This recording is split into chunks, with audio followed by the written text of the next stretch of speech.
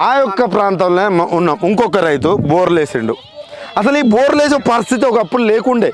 గత 9 సంవత్సరాల్లో ఏ రోజైనా బోర్లేసే పరిస్థితి లేకుండే, కానీ ఈరోజు బోర్లేసే పరిస్థితి వచ్చింది. కాబట్టి ఇంకో రైతుని అడుగుదాం. నమస్తేనే, ఏం పేరు? రాము సార్. రాము.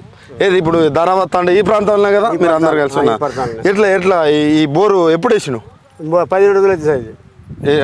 15 రోజులు అవుతుందా? అసలు ఈ బోర్ వేయాల్సిన పరిస్థితి ఏమొచ్చింది? నీళ్ళు లేక. నీళ్ళు లేదు సార్, తాగడానికి నీళ్ళు లేదు. తాగుతాను దాబలా పోయి అడుగుతున్నాం నీళ్ళు. గిలాస్ నీళ్ళు కూడా దాబలా కూడా పోయి పోస్తలేరు. ఈ దగ్గర కూడా వాళ్ళు కూడా పోస్తలేరు. వాళ్ళకేం నుంచి వస్తాయి మరి? లేదు.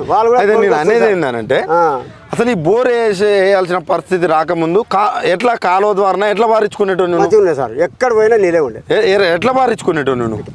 కాలువ నీళ్ళే పారిస్తుంది. కాలువ నీళ్ళు వచ్చేదా? పుష్కలంగా వచ్చేదా?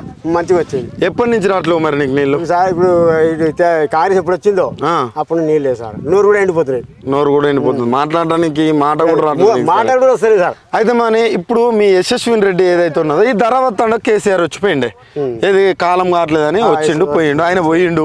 మరి ఇప్పుడు ఆయన చేసింది మొత్తం సినిమా షూటింగ్ టైప్ లో ఉందంటుంది మీ ఎమ్మెల్యే. దానికి మీరు ఏం చెప్తారు? ఏమున్నాయి సార్, ఏం లేదు. గురించి ఏం లేదు సార్, మొత్తం చెడగొట్టే పని అది. ఎందుకు? ఏం లేదు సార్. అసలు కనీసం మీ భూములు ఎండిపోతా నేను వచ్చిందా?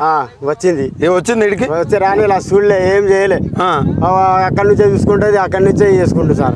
మరి 3 గుంటలే ఎండిపోయింది అంటది. ఏడా ఉంది సార్, మొత్తం ఎండిపోయాయి. వాది మూడు మాది అదే మొత్తం ఎండిపోయింది.